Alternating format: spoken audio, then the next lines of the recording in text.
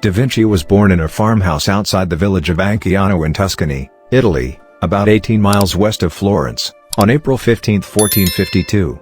Born out of wedlock to respected Florentine notary Ser Piero and a young peasant woman named Caterina, Da Vinci was raised by his father and his stepmother. At the age of 5, he moved to his father's estate in nearby Vinci, the town from which his surname derives, where he lived with his uncle and grandparents.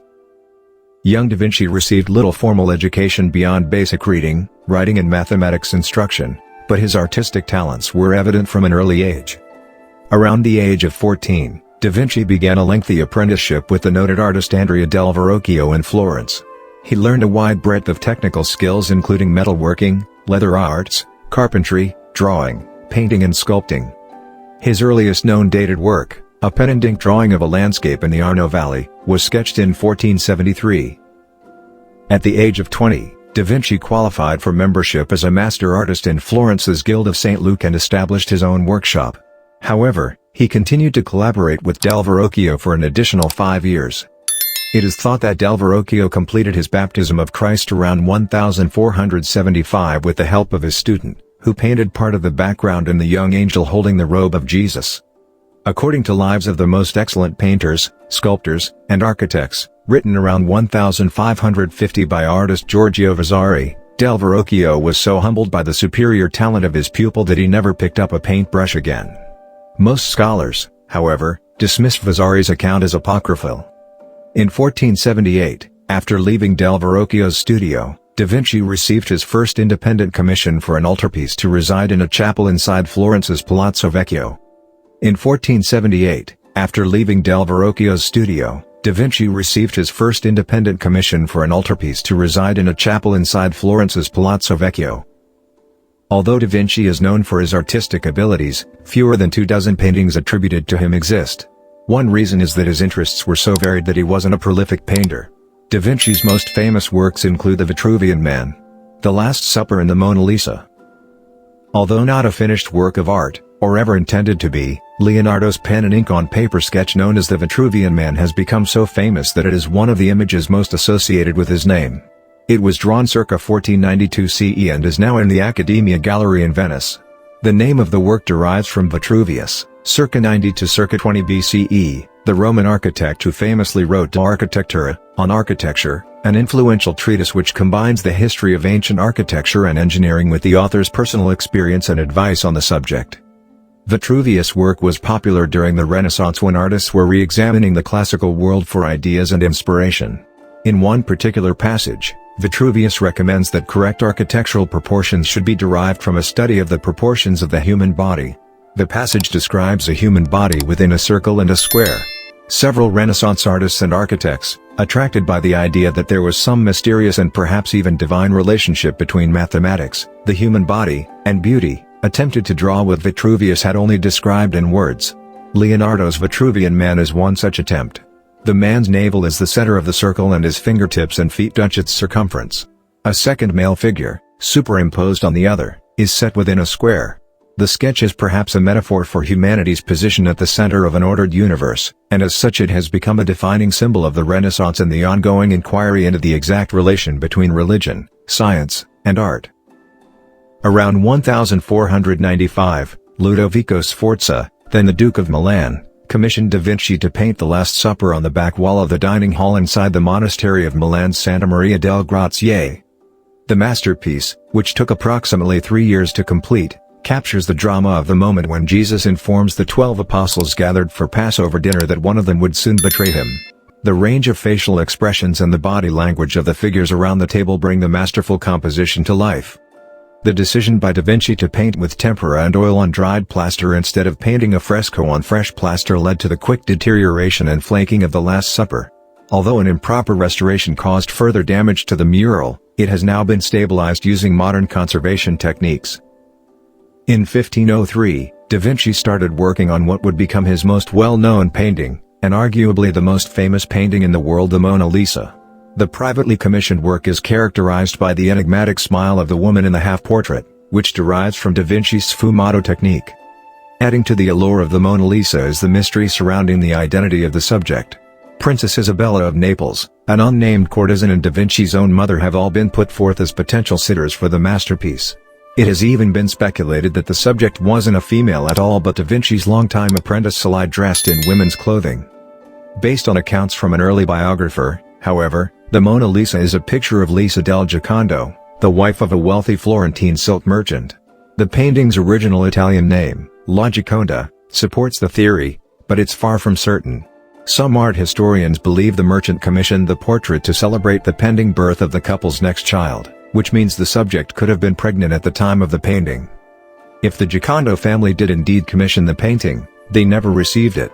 For Da Vinci, the Mona Lisa was forever a work in progress, as it was his attempt at perfection, and he never parted with the painting. Today, the Mona Lisa hangs in the Louvre Museum in Paris, France, secured behind bulletproof glass and regarded as a priceless national treasure seen by millions of visitors each year. In 1503, Da Vinci also started work on the Battle of Angari, a mural commissioned for the council hall in the Palazzo Vecchio that was to be twice as large as the Last Supper.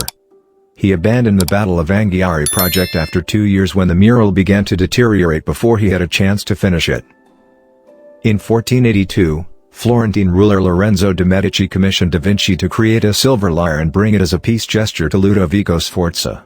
After doing so, Da Vinci lobbied Ludovico for a job and sent the future Duke of Milan a letter that barely mentioned his considerable talents as an artist and instead touted his more marketable skills as a military engineer.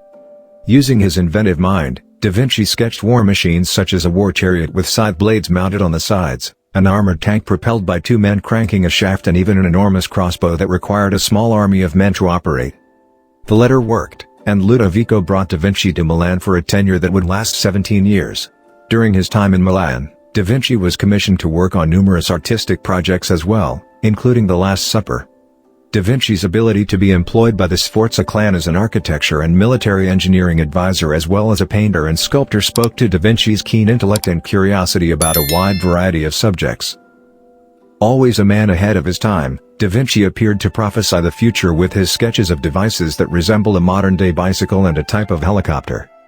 Perhaps his most well-known invention is a flying machine, which is based on the physiology of a bat.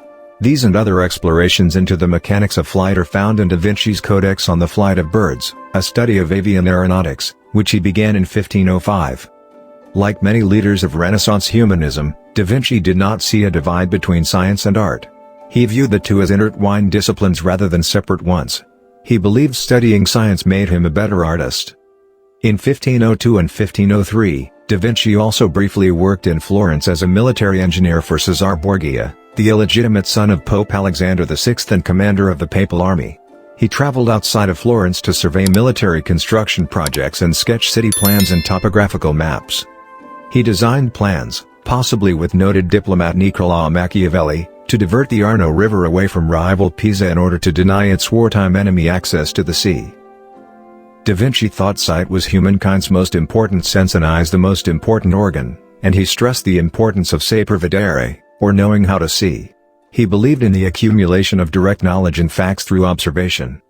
A good painter has 2 chief objects to paint, man and the intention of his soul, Da Vinci wrote. The former is easy, the latter hard, for it must be expressed by gestures and the movement of the limbs. To more accurately depict those gestures and movements, Da Vinci began to study anatomy seriously and dissect human and animal bodies during the 1480s. His drawings of a fetus in utero, the heart and vascular system, sex organs and other bone and muscular structures are some of the first on human record. In addition to his anatomical investigations, Da Vinci studied botany, geology, zoology, hydraulics, aeronautics and physics. He sketched his observations on loose sheets of papers and pads that he tucked inside his belt. Da Vinci placed the papers in notebooks and arranged them around 4 broad themes: painting, architecture, mechanics and human anatomy. He filled dozens of notebooks with finely drawn illustrations and scientific observations. Ludovico Sforza also tasked Da Vinci with sculpting a 16-foot-tall bronze equestrian statue of his father and founder of the family dynasty, Francesco Sforza. With the help of apprentices and students in his workshop, Da Vinci worked on the project on and off for more than a dozen years. Da Vinci sculpted a life-size clay model of the statue, but the project was put on hold when war with France required bronze to be used for casting cannons, not sculptures. After French forces overran Milan in 1499, and shot the clay model to pieces, Da Vinci fled the city along with the Duke and the Sforza family. Ironically, Gian Giacomo Trivulzio, who led the French forces that conquered Ludovico in 1499, followed in his footsteps and commissioned Da Vinci to sculpt a grand equestrian statue, one that could be mounted on his tomb. After years of work and numerous sketches by Da Vinci, Trivulzio decided to scale back the size of the statue, which was ultimately never finished. Da Vinci returned to Milan in 1506 to work for the very French rulers who had overtaken the city 7 years earlier and forced him to flee. Among the students who joined his studio was young Milanese aristocrat Francesco Melzi, who would become Da Vinci's closest companion for the rest of his life. He did little painting during his second stint in Milan, however, and most of his time was instead dedicated to scientific studies. Amid political strife and the temporary expulsion of the French from Milan, Da Vinci left the city and moved to Rome in 1513 along with Salice, Melzi and 2 studio assistants. Giuliano de' Medici, brother of newly installed Pope Leo X and son of his former patron, gave Da Vinci a monthly stipend along with a suite of rooms at his residence inside the Vatican. His new patron, however, also gave Da Vinci little work. Lacking large commissions, he devoted most of his time in Rome to mathematical studies and scientific exploration. After being present at a 1515 meeting between France's King Francis I and Pope Leo X in Bologna, the new French monarch offered Da Vinci the title premier painter and engineer and architect to the king. Along with Melzi, Da Vinci departed for France, never to return. He lived in the Château de Clous, now Clos, near the king's summer palace along the Loire River in Amboise. As in Rome, Da Vinci did little painting during his time in France. One of his last commissioned works was a mechanical lion that could walk and open its chest to reveal a bouquet of lilies. Many historians believe that Da Vinci was a homosexual. Florentine court records from 1476 show that Da Vinci and 4 other young men were charged with sodomy, a crime punishable by exile or death. After no witnesses showed up to testify against 24-year-old Da Vinci, the charges were dropped, but his whereabouts went entirely undocumented for the following 2 years. Several other famous Florentine artists were also known to have been homosexual, including Michelangelo, Donatello, and Sandro Botticelli. Indeed, homosexuality was such a fact of artistic life in Renaissance Florence that the word Florenzer became German slang for gay. Da Vinci died of a probable stroke on May 2, 1519, at the age of 67. He continued work on his scientific studies until his death. His assistant, Melzi, became the principal heir and executor of his estate. The Mona Lisa was bequeathed to Salice. For centuries after his death, thousands of pages from his private journals with notes, drawings, observations and scientific theories have surfaced and provided a fuller measure of the true Renaissance man.